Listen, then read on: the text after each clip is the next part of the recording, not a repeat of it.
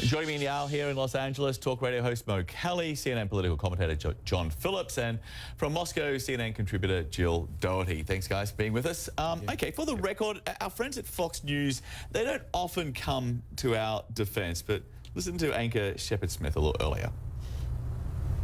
President-elect Trump today told CNN's Jim Acosta that his organization amounts to fake news. CNN's exclusive reporting on the Russian matter was separate and distinctly different from the document dump executed by an online news property. Though we at Fox News cannot confirm CNN's report, it is our observation that its correspondents followed journalistic standards and that neither they nor any other journalists should be subjected to belittling and delegitimizing by the President-elect of the United States. So, despite what Shepard Smith said, is this the media strategy here moving forward with Donald Trump, sort of to divide and conquer the media, be kind to the ones you like and just simply ignore the ones who report things you don't like? I think that's obviously the strategy. I'm not so sure how long that strategy will work. I'm concerned that this president-elect is picking too many fights, too many battles, literally, at the same time. I'm not sure he can take on the intelligence community and the media and possibly leaders in the Republican-led Congress. After a while, he is going to need someone at some point. And there's a difference between governance and campaigning, and it seems like he's still in campaign mode. And until he moves to governance, there may be some roadblocks in front of him with this strategy. Is he in campaign mode? Because I think that's a fair point, John. I think we saw elements of the campaign out there, but I think in a roundabout way, this BuzzFeed report is going to help Donald Trump, and it's going to help his ignoring of the media or adversarial relationship with the media, because people look at this report that was a false report, it was fake news, and it was obviously put out there with the intention of damaging his credibility, of hurting his public standing, and they say, you know what, this report was put out there because there was an editorial bias on behalf of BuzzFeed towards Trump, and therefore we're not going to believe a lot of criticism that's out there because we think it comes from a bad place. And when they start ignoring criticism, they're not only ignoring the fake news and the fake criticism, they're ignoring the legitimate criticism as well. Okay, well, the issue that the Trump team has with CNN, they're accusing us of releasing the 35 pages of unverified documents, which we did not do. Here's Kellyanne Conway on CNN a little earlier.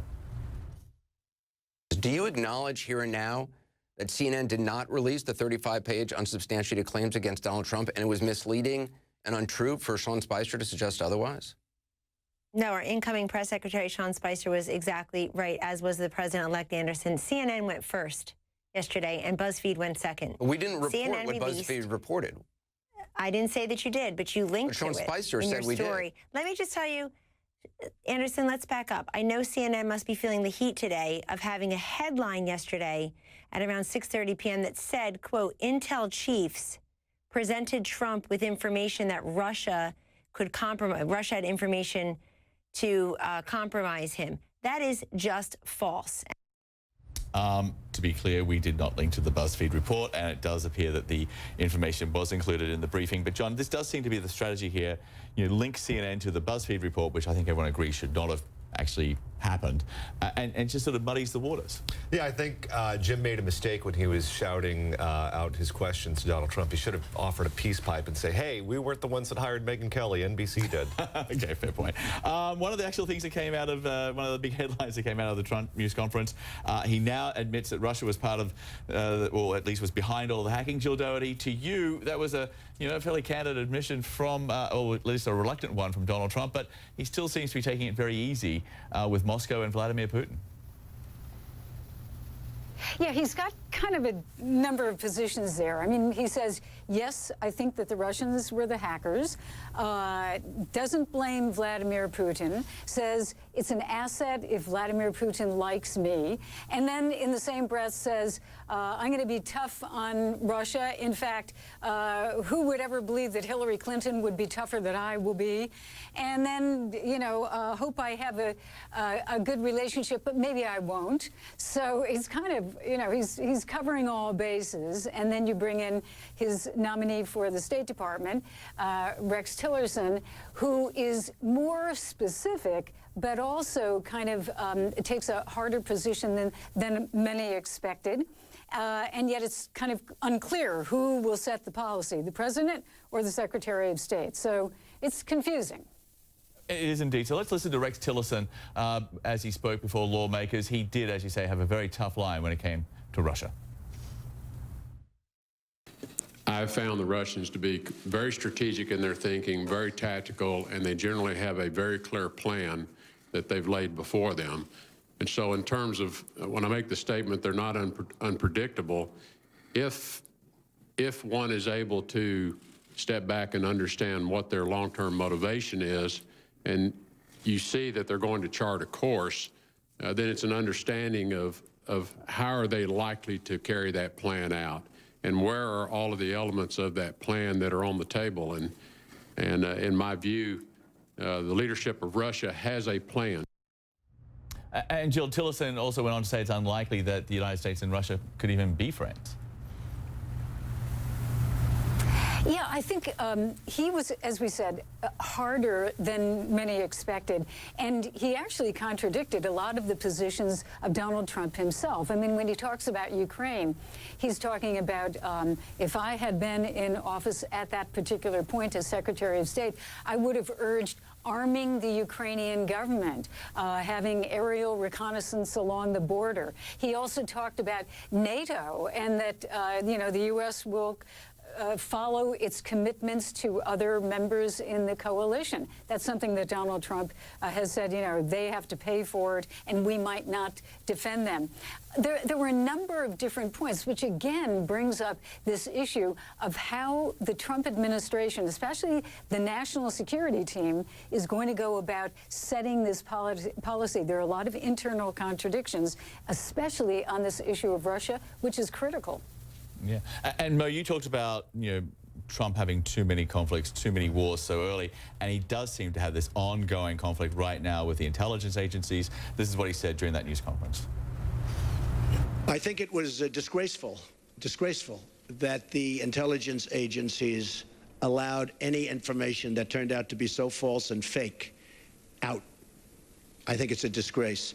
And I say that, and that's something that Nazi Germany would have done and did do. Yeah, strong words, and this is not obviously, you know, mince-manning in any sense of the word. Two things. If it was fake news, then how could it be leaked? That's the first thing. Secondarily, it's kind of rich and full of irony that the person who cut his political teeth, if you will, talking about trying to delegitimize the presidency of President Obama with the birther controversy, if you will, with the help of Breitbart News, is now trying to turn around and say this is a disgrace. I mean, if anything, I would say he's fully aware of what is disgraceful or not. There is this problem for Donald Trump. He will have to sort of find a way of working with the intelligence community eventually, won't he, John? Otherwise, you know, they can do a lot of damage. I think he's going to have this problem not just with the intelligence community, but with the bureaucracy of the government in general. You have a lot of people who've worked for the federal government for a long time who like the status quo. And the fact that he's coming in and he's bringing in the outsiders that he's bringing in a lot of generals, he's bringing in business executives, that's going to really shake their world and rock their world. They're not going to like it, and they're going to leak things that are damaging to him. They're going to fight him every step of the way. And he's got to let them know that he's got a spine of steel and he's not going to back down, and change is coming to Washington, D.C., because that's what the voters wanted. Yeah, well, on the issue of the leaks and about what may or may not have happened in Moscow back in 2013, Trump was dismissive. You know, he talked about how when he would travel to Moscow, he took extra precautions. This is sort of one of the stranger moments of the news conference. Listen to this. I was in Russia years ago with the Miss Universe contest, which did very well. Moscow, the Moscow area, did very, very well. And I told many people, be careful, because you don't want to see yourself on television. Cameras all over the place. And again, not just Russia, all over. Does anyone really believe that story? I'm also very much of a germaphobe, by the way. Believe me.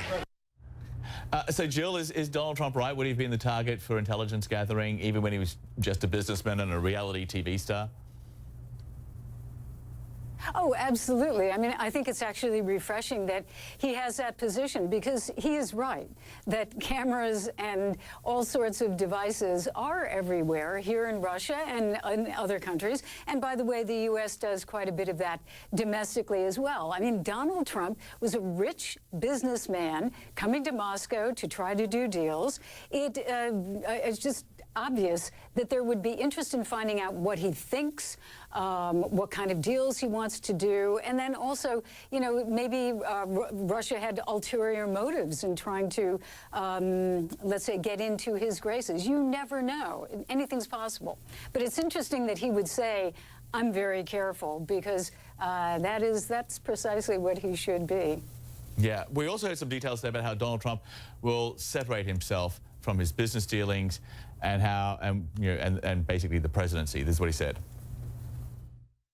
What I'm going to be doing is my two sons, who are right here, Don and Eric, are going to be running the company. They are going to be running it in a very professional manner. They're not going to discuss it with me. Again, I don't have to do this. They're not going to discuss it with me. And with that, I'm going to bring up Sherry Dillon, and she's going to go, these papers are just some of the many documents that I've signed, turning over complete and total control to my sons. And John, we should note, no one got to actually see those documents. It was just sort of a prop, I guess. But the criticism is this doesn't even beat the bare minimum legal standards, let alone, you know, what is needed to avoid conflicts of interest and allegations of corruption, you know, when he actually does take over the White House. I would argue that he's been the most scrutinized president-elect in the history of the country. He's been the most scrutinized candidate in the history of the country. So if anything is going on with the Trump business operation that is clandestine or illegal or a conflict of interest, I have no doubt that there will be any number of media organizations that will be putting that on the front page of their paper or covering it on their newscasts. He builds big buildings with his name written all over them in gold. I don't think he can hide it from us. But let's not confuse scrutiny with transparency. I mean, he was very flippant and dismissive about who would like to see his taxes. I would like to see his taxes. I would like to be able to hold him accountable and take him at his word, but also, you know, trust but verify, allow us, the voters, the people in the media, and even his colleagues in Washington to verify that he is who he says he is. There is a lot of trust me going on. Well, he ran on the platform of, when my audit is over, I'll release my tax returns. That was said by Donald Trump before the election, and the voters elected him. Okay, well, we will wait and see if we ever get to see the tax returns. It may be a long wait. John and Mo here in Los Angeles, thank you. And also Jill Doherty in Moscow. Appreciate you all being with us.